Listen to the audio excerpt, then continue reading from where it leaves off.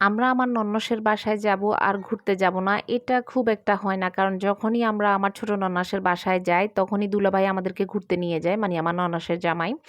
তো সেদিন আমাদেরকে সবাইকে নিয়ে যাচ্ছিল মিরসরাই জোনে। জায়গাটা এত বেশি সুন্দর, এটা আসলে ভিডিওতে বোঝানো যাচ্ছে না। বাট সাগর পাড়ের উপরের সাইডটাতে একটু ময়লা ছিল, বাট নিচের সাইডটা একদম ক্লিন ছিল।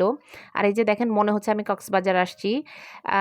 প্রচুর মানুষ ছিল। এটা তো জাস্ট স্টার্টিং সাইড, উপরে রোডের ভিতরে এতগুলা গাড়ি ছিল, আমি যদি ভিডিও করে আপনাদেরকে দেখাইতে পারতাম। বাট তখন আমি আসলে জায়গাটা উপভোগ করতেছিলাম, যার কারণে খুব একটা ভিডিও করা হয় নাই।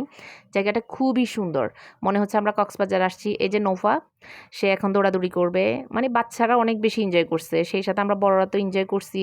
এই মানে ওয়েদারটা এত বেশি ভালো ছিল। সেদিন একটু ক্লাউডি ছিল, কারণ আমরা যখন ওইখানে গেছি তখন কিন্তু বারিয়ারহাটে প্রচুর বৃষ্টি হচ্ছিল। তো মোটামুটি আমরা প্রায় ঘন্টা দুয়েক ছিলাম ওইখানে।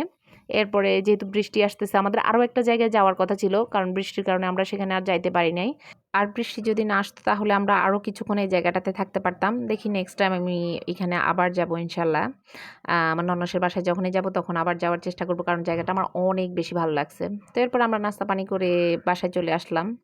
আজ এ পর্যন্তই। কেমন লাগছে অবশ্যই জানাবেন।